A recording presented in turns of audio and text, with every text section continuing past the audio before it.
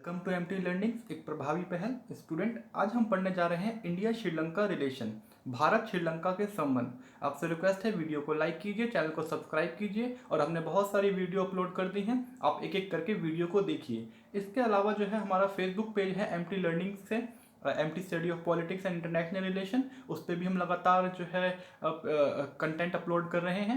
आप उस पेज को लाइक कीजिए फेसबुक के जरिए और सारे कंटेंट्स का लाभ उठाइए। आइए शुरू करते हैं भारत श्रीलंका रिलेशन। भारत श्रीलंका रिलेशन को समझने के लिए हमको श्रीलंका की जियोपॉलिटिकल लोकेशन को समझना जरूरी होगा। ये जियोपॉलिटिकल लोकेशन होती क्या है? देखिए स्टूडेंट, जियोपॉलिटिकल लोकेशन का मतलब ये होता है कि किसी भी कंट्री की जो स्थिति है, जहां पर वो कंट्री सिचुएटेड है, उससे राजनीति कितनी प्रभावित हो रही है, उसी को ही बोलते हैं जियोपॉलिटिकल लोकेशन। श्रीलंका को यदि हम समझें तो श्रीलंका क्या है? देखिए श्रीलंका एक आइलैंड कंट्री है, चारों तरफ उसके पानी है, बीच में छोटा सा जो है एक आइलैंड जैसे होता है, उसी प्रकार से श्रीलंका सिचुएटेड है। इंडियन ओशियन में है, भारत के बहुत नज़दीक है, बहुत दूर नहीं है, इसलिए इंडिया के साथ उसके रिलेशन बहुत ज़्यादा इंपॉर्टेंट हो जाते हैं। तो आइए मैप के जरिए समझते हैं। यहाँ पर 3 मैप दिए गए हैं। पहले मैप में देखिए आप लेफ्ट साइड में ऊपर के साइड इंडिया श्रीलंका के बीच का पार्ट दिखा रखा है, किस प्रकार से जो है दूरी है वो देखिए। कोलंबो जो है उसकी कैपिटल है।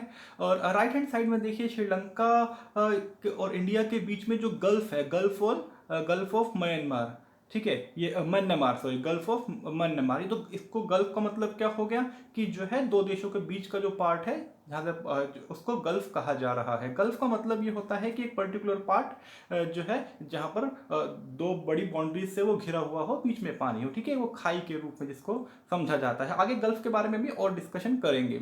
इसके अलावा जो है पाक स्टेट की बात की जा रही है। पाक स्टेट जो है इंडिया श्रीलंका के बीच का जो डिवीजन है उसको पाक स्टेट कहा जाता है, ठीक है।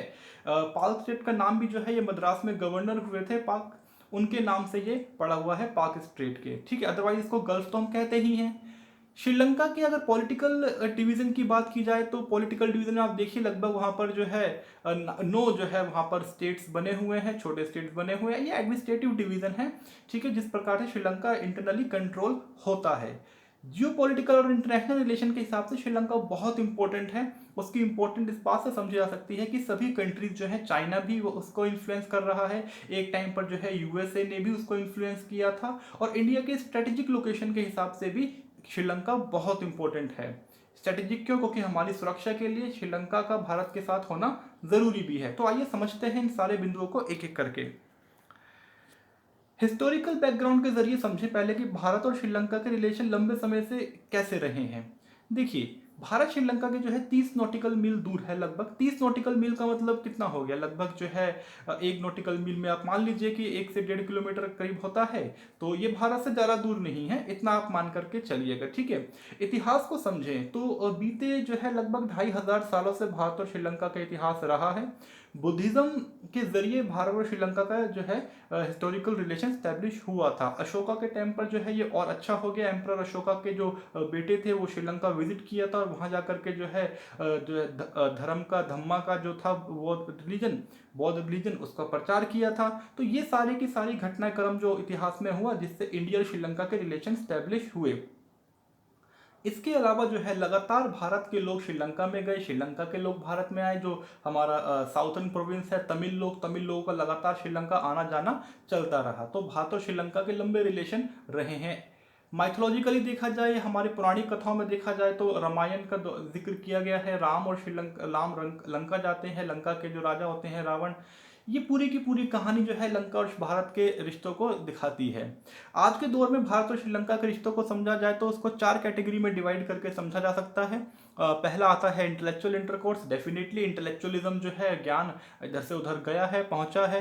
कल्चरल इंटरकोर्स की बात की जाए तो संस्कृति भी विरासत में मिली हुई है, दोनों की समान संस्कृति है, एक जैसी भाषा है, कई सारी चीज़ें एक जैसी हैं। रिलीजियस इंटरकोर्स, निश्चित रूप से जो है रिलीजन कल्चर एक पार्ट रहा है। बुद्धिज्म का डेवलपमेंट इंडिया में हुआ है और उसके बाद श्रीलंका में बुद्धिज्म पहुंचा है, तो रिलीजन एक इंपॉर्टेंट पार्ट रहा है इंडिया श्रीलंका के रिलेशन के बीच में।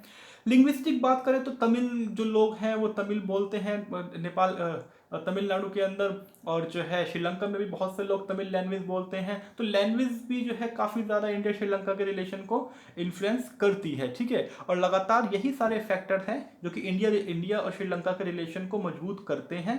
लंबे समय से रिलेशन भारत और श्रीलंका के बीच में चले आ रहे हैं। तो आइए इन्हीं को ही हम समझते हैं। बैकग्राउंड क्या है, हिस्टोरिकल सिविल वॉर किस तरीके से रही है श्रीलंका के अंदर, आइए उसको एक एक करके समझते हैं। देखिए, श्रीलंका की स्थिति को समझिए तो वो भी इंडिपेंडेंट हुआ है ब्रिटेन से ही, भारत भी हुआ है। ब्रिटेन की पॉलिसी इस तरीके से रही है कि उन्होंने बड़ी मात्रा में जो है लेबर्स का ट्रांसफर इधर से उधर किया है। यही लेबर का ट्रांसफर जो है बहुत बड़ी कन्फ्लिक्चुअल सिचुएशन आगे चल करके साबित हुआ। इंडिया के अंदर भी हुआ और कंट्रीज में भी हुआ, इंडिया और श्रीलंका के बीच में भी यही समस्या बनी हुई है। जब भारत ब्रिटेन के अंडर में था तो बड़ी मात्रा में ब्रिटेन ने तमिलनाडु से निकल करके अन्य जगहों से भारत के लोगों को उठा करके जो है श्रीलंका पहुंचाया और वहां पर प्लांटेशन करवाया, वहां पर लेबर को मुहैया कराया। ये था ब्रिटिश भारत या कहें कि ब्रिटिश के दौर का समय। लेकिन यही समस्या आगे चल करके श्रीलंका के अंदर बहुत ज़्यादा बढ़ती चली गई, जिस कारण से श्रीलंका जो है वो सिविल वॉर की कंडीशन तक आ पहुंचा।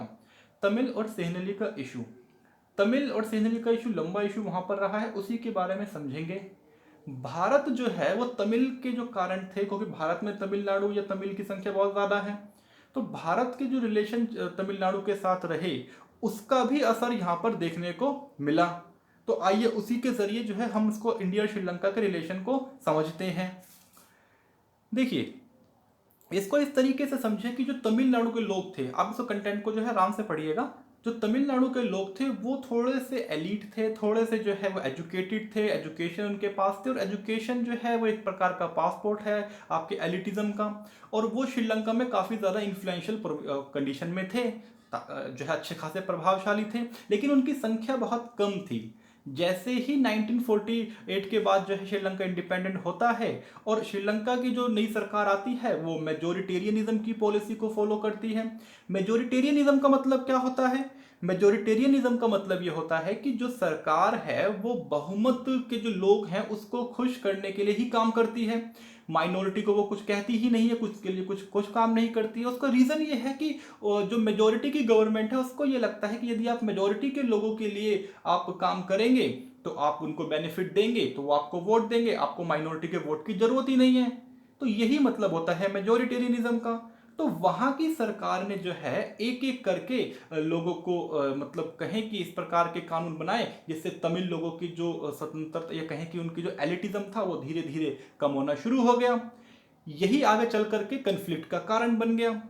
आगे देखते हैं कि 1949 में जो है सिविल एडमिनिस्ट्रेशन और तमिल प्रेजेंस की जो एजुकेशन में जो उनकी प्रेजेंस थी वो धीरे धीरे कम करने लगी। हालात तब सामने निकल करके आए कि जब 1956 के अंदर जो है सिन्हली ओनली बिल्स, एक कानून पास किया गया, एक बिल पास किया गया, सिन्हली ओनली बिल्स, यानी कि इस बिल के बाद ये साबित हो गया कि तमिलनाडु के श्रीलंका के अंदर जो है जो सिन्हली कम्युनिटी है उनको आगे बढ़ाया जा रहा है और जो तमिल कम्युनिटी है उनको पीछे किया जा रहा है। ये सारे जो है तमिलनाडु की श्रीलंका की हालात थे तमिल लोगों को लेकर के।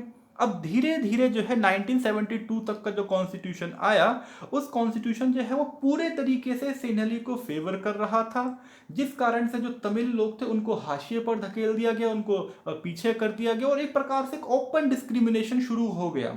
ओपन डिस्क्रिमिनेशन का मतलब ये था कि वहां पर जो है सब प्रकार से खुलेआम भेदभाव तमिल्स के साथ होना शुरू हो गया। उनको सेकेंड लेवल की सिटीजनशिप एक तो रूप में जो है इनको समझा जाने लगा, यानी कि आपके पास जो है आप प्रथम नागरिक नहीं रहेंगे, आप जो है सेकंड नागरिक के रूप में वहां पर रहेंगे।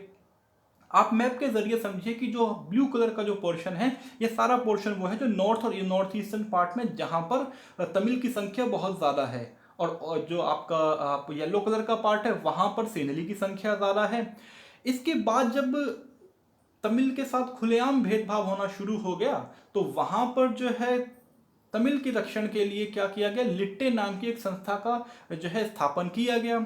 अब इसमें जो है वैल्यू पिल्लई जो थे प्रभाकरण, इन प्रभाकरण ने क्या किया कि इन्होंने जो है एक संस्था का स्थापन किया लिट्टे के नाम से, लिबरेशन टाइगर ऑफ तमिल इलम। तमिल इलम जो है, तमिल राष्ट्र, इलम जो है राष्ट्र को बोलते हैं। और उनकी ये मांग थी कि जो है तमिल के लिए श्रीलंका के अंदर अलग से इनको पावर दी जाए, अलग से जो है उनके लिए एक देश अलग से बना दिया जाए। अब सिन्हली जो है वो अलग से देश तो नहीं बनाने देंगे अपने देश के अंदर, और यही कारण था कि दोनों के बीच में जो है कन्फ्लिक्ट होना शुरू हो गए। और लिट्टे जो है वो आतंकवादी या कहें कि टेररिस्ट एक्टिविटी में इन्वॉल्व हो गया, इंसर्जेंसी वहां पर शुरू हो गई। ये सारी परिस्थितियां भारत देख रहा था, भारत अभी तक देख रहा है, भारत जो है कोई इंटरवीन कर नहीं रहा है। इंडिया का क्या रोल रहा सिविल वॉर के अंदर, उसी को समझते हैं, क्योंकि इसी के जरिए ही इंडिया और श्रीलंका के रिलेशन स्टेब्लिश होते हैं। इससे पहले तक इंडिया और श्रीलंका के रिलेशन अच्छे हैं, ये मान के चलिए आप, इसमें कोई दिक्कत नहीं है। अब तक रिलेशन जो है वो अच्छे रहे हैं, फ्रेंडली रिलेशन रहे हैं। सिविल वॉर के टाइम पर जो है देखिए, इंडिया जो है किसी प्रकार से इंटरफेयर नहीं करना चाहता था। मेन रीजन यही था, इंडिया जो है इंटरनल मैटर में इंटरफेयर नहीं करना चाहता था। लेकिन बहुत समय बाद फाइनली जो है इंडिया के जो तमिल से उनके दबाव में आकर के इंडिया ने इंटरवीन किया। ठीक है, ह्यूमैनिटेरियन असिस्टेंस के नाम पर जो है इंडिया ने इंटरवीन किया वहां की कंडीशंस को देखते हुए। और फाइनली इंडिया के इंटरवीन के बाद जो है एक प्रॉब्लम को सॉर्ट आउट करने की कोशिश की गई, और ये कहा गया कि जो प्रोविंसेस हैं, जो तमिल लोगों के पास जो प्रोविंसेस हैं, उन प्रोविंसेस को आप कुछ पावर दे दीजिए, यानी कि उनको कुछ पावर आप दे देंगे। इससे क्या होगा, पावर का डिवोल्यूशन हो जाएगा, यानी कि पावर उनको कुछ मिल जाएगी, तो वो आसानी से जो है रूल करना अपने एरिया में शुरू कर देंगे, उनका डेवलपमेंट हो जाएगा। ये एक रास्ता निकाला गया, लेकिन इस रास्ते से कोई बहुत ज़्यादा असर देखने को नहीं मिला। ठीक है, इस पॉइंट को बहुत इंपॉर्टेंट समझा जाता है श्रीलंका के हिस्ट्री के अंदर, जिसे 13 कॉन्स्टिट्यूशन अमेंडमेंट के जरिए ये करने की कोशिश की गई थी। आगे बात करते हैं, लेकिन हालात इससे सुधरे नहीं। लगातार जो है वहां पर हिंसा का दौर भी चलता रहा, और किलिंग्स होती रही, असैसिनेशन होते रहे, और एक पूरे के पूरे तरीके से श्रीलंका के अंदर टेररिज्म थ्रेट क्रिएट होना शुरू हो गया। इंडिया ने इंटरवीन किया, इंडिया ने जो है अपनी पीस कीपिंग फोर्स को वहां पर भेजा। देखिए ये पिक लगा रखी है, ये बहुत इंपॉर्टेंट है, अभी मैं इस पिक के बारे में आपको समझाऊंगा। पीस कीपिंग फोर्स के जरिए वहां पर क्या हुआ, PKF जब इंडिया ने भेजा वहां पर, तो उन्होंने उस प्रॉब्लम को सॉर्ट आउट करना शुरू कर दिया। ठीक है, लेकिन वहां की जो सरकारें थी, वो कुछ सरकार नहीं उनको अच्छा लगा कि, और वहां के लोगों को नहीं अच्छा लगा कि इंडिया जो है यहाँ पर आकर के इंटरवीन कर रहा है। और दोनों ही सरकार भी जो है और जो तमिल थे, दोनों ही इस भारत के पहल से नाराज हो गए, और ये जो है अपनी सॉवर्निटी में उनको दखलंदाजी महसूस हुई, जिस कारण से इंडिया के और उनके रिलेशन, इंडिया के जो रिलेशन थे श्रीलंका के साथ, वो अच्छे नहीं रहे। और पीस कीपिंग फोर्स के ऊपर भी जो है अटैक हो गया। जब वो विड्रॉ कर रहे थे, भारत ने विड्रॉ करने का फैसला लिया कि हम विड्रॉ कर लेंगे, और फाइनली जो है पीस कीपिंग फोर्स को विड्रॉ करा लिया गया। लेकिन इसको ऑपरेशन पवन के नाम से जाना जाता है, जिसको अलग में आप डिटेल में कब देख सकते हैं। ठीक है, और उसको डिटेल में जाना इतना जरूरी नहीं है, इतना समझे कि पीस कीपिंग फोर्स को विड्रॉ कर लिया गया। और जब वो विड्रॉ कर रहे थे तो उनके ऊपर अटैक कर दिया गया, और जब उनके ऊपर अटैक किया गया तो फिर रिटेलिएशन में जो है कुछ लोगों की जान भी गई। पूरा का पूरा जो है वहां पर ये ऑपरेशन चला, जिस कारण से श्रीलंका और इंडिया के रिलेशन खराब रहे। लेकिन उसके बाद फिर इंडिया ने ये डिसाइड किया कि भारत किसी भी तरीके से जो है श्रीलंका के इंटरनल मैटर में इंटरफेयर नहीं करेगा। और फाइनली जो है ये सिविल वॉर चलती रही, लंबे समय तक चलती रही। श्रीलंका ने इंडिया से कहा कि आप सिविल वॉर को हम दोबारा हेल्प करेंगे, तो पर इंडिया ने मन नहीं की हेल्प, दोबारा जो है इंटरनल मैटर में इंटरफेयर नहीं किया। और राजीव गांधी की भी जो असैसिनेशन है, इससे जुड़ा हुआ माना जाता है कि लिट्टे जो ऑर्गेनाइजेशन है, उन्होंने राजीव गांधी की असैसिनेशन में उनका हाथ रहा, उनकी हत्या में उनका हाथ रहा है। इसके बाद फाइनली 2005 में या 2006 से लेकर के 2009 तक जो है लगभग आकर के सिविल वॉर एंड होता है, लिट्टे को खत्म कर दिया जाता है, मार दिया जाता है। और चाइना का उसमें बड़ा रोल रहा है, चाइना ने इंटरफियर करके जो है चाइना की हेल्प करी है, चाइना ने हेल्प करी है काफी ज्यादा श्रीलंका की इस सिविल वॉर के अंदर। और जिस फाइनली जो है लिट्टे ऑर्गेनाइजेशन खत्म हो जाती है। लेकिन जो प्रो लिट्टे गवर्नमेंट है, वो लगातार भारत के साथ रिलेशन उसके ठीक नहीं रहे उस कारण से। और इसके अलावा जो दूसरा इंपॉर्टेंट पार्ट निकल करके आता है, जो इंडिया श्रीलंका के रिलेशन को खराब करता है, वो आता है UNHRC में, United nation human right commission. America लगातार ये कहता रहा है, और कई देश ये कहते रहे हैं कि ह्यूमन राइट जो कमीशन है, यानी कि जो मानव अधिकार जो आयोग है, उन्होंने उनके जरिए ये निकल करके आया कि सिविल वॉर के दौरान बड़ी मात्रा में, सिविल वॉर के दौरान बड़ी मात्रा में जो है मानव अधिकारों का उल्लंघन हुआ है।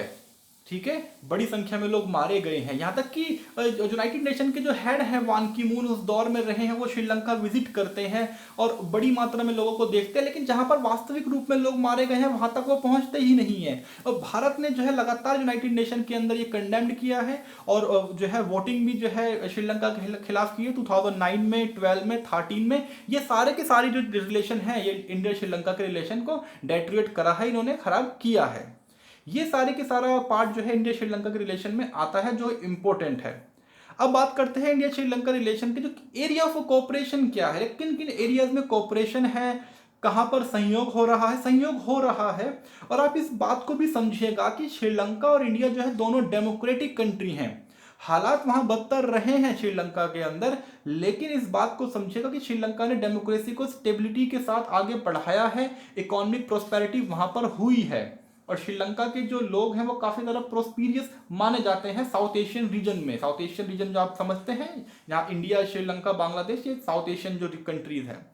अब कोऑपरेशन की बात की जाती है तो पीपल इंडियन ओरिजिन, जो वहां पर जो भारतीय लोग रहते हैं, बड़ी मात्रा में रहते हैं, सिंधीज हैं, गुजराती हैं, जो है आपका पारसी है, मलयाली है, तेलुगु में, सारे लोग वहाँ रहते हैं, वहाँ काम कर रहे हैं और जो है लगभग बड़ी मात्रा में काम कर रहे हैं और छोटे छोटे सेक्टर्स में काम कर रहे हैं। फेस्टिवल्स ऑर्गेनाइज करते हैं इंडिया के वहाँ पर।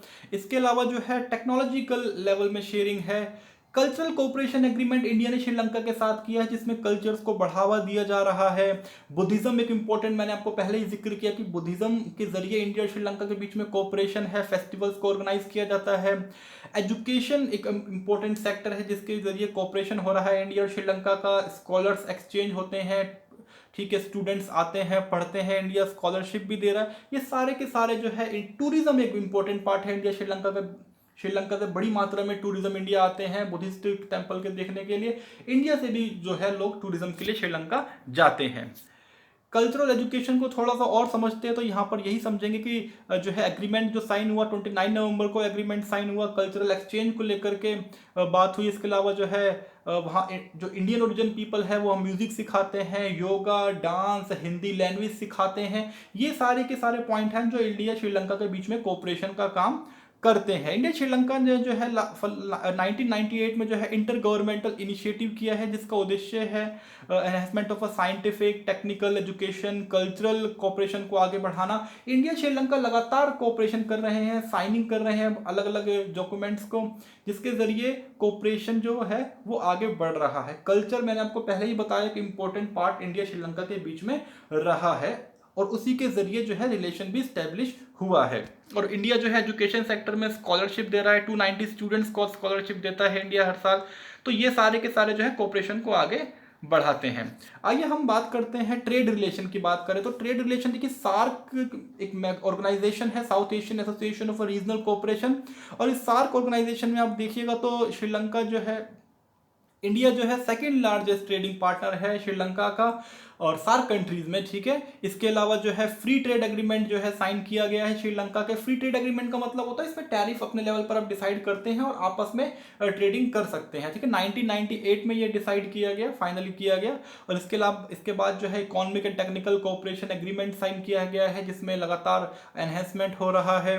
और जो है जो है इंडिया भी जो है टॉप मोस्ट 4 इन्वेस्टर्स में आता है श्रीलंका के अंदर। ये सारे के सारे पार्ट बताते हैं कि इंडिया और श्रीलंका का जो कोऑपरेशन है वो किस तरीके से आगे बढ़ रहा है।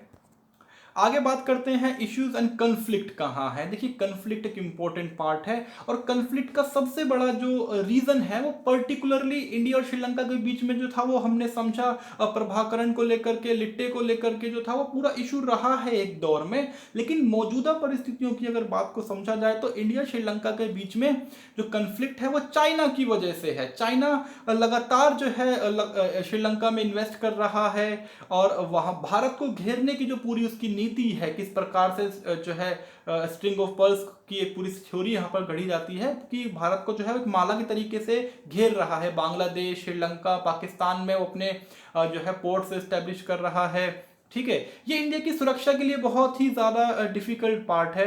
और श्रीलंका ने क्या किया है, अपना जो एक छोटा सा जो टापू है, आइसलैंड है, वो भी चाइना को लीज पर दे दिया है। तो ये एक बड़ी चिंता की बात है इंडिया के लिए, इंडियन सिक्योरिटी के लिए, कि श्रीलंका के अंदर लगातार चाइना का इन्फ्लुएंस बढ़ता जा रहा है। चाइना जो है इंटरवीन कर रहा है श्रीलंका के मैटर में, वहाँ की जो एसेट्स हैं उसको खरीद रहा है, इन्वेस्टमेंट कर रहा है। ये सारे के सारे पार्ट इंडिया को नाराज करते हैं, क्योंकि इंडिया की सुरक्षा के लिए एक खतरा है।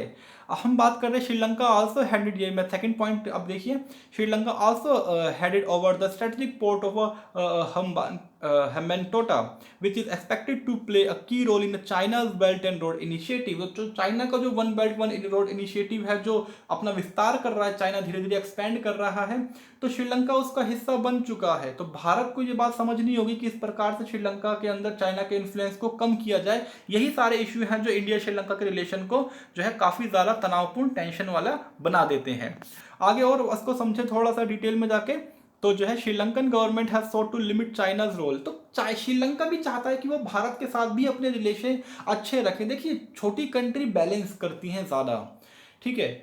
श्रीलंका जो है वो चाइना के साथ कोऑपरेट करके इंडिया को बैलेंस करता है, और चाइना को भी जो है उसको बैलेंस करने के लिए वो बीच में इंडिया के साथ भी समर्थन करता है। आपको याद होगा नैम पॉलिसी के जरिए तो इंडिया ने किस प्रकार से यूएसए और यूएसएसआर के बीच में एक तरीके से बैलेंस किया था। कभी यूएसएसआर की तरफ गया, कभी जो है यूएसए की तरफ गया। श्रीलंका भी लगभग वैसी ही सिचुएशन में है, बांग्लादेश भी वैसी ही सिचुएशन में है कि कभी वो इंडिया का, दोनों ही मेजर पावर है साउथ एशिया में, इंडिया और चाइना, तो दोनों एक दूसरे आपस में जो है बैलेंस करते हैं, छोटी कंट्रीज में रोल प्ले करती हैं, ठीक है। तो इसको इस तरीके से समझिएगा, यही इंडिया और श्रीलंका के रिलेशन है। आगे हम कुछ और पॉइंट करते हैं, तो कई न्यूक्लियर डील्स भी जो है, सिविल न्यूक्लियर एग्रीमेंट साइन हुए हैं इंडिया श्रीलंका के बीच में, ठीक है। इसके अलावा जो है इंफ्रास्ट्रक्चर डेवलपमेंट पे भी कई साइन एग्रीमेंट हुए हैं। तो ये सारे के सारे इंपॉर्टेंट पार्ट हैं। इस कंटेंट को आप रीड कीजिएगा। इंडिया श्रीलंका रिलेशन में इतना ही। वीडियो को देखने के लिए बहुत बहुत शुक्रिया। हमने कई जो है वीडियो को अपलोड कर दिया।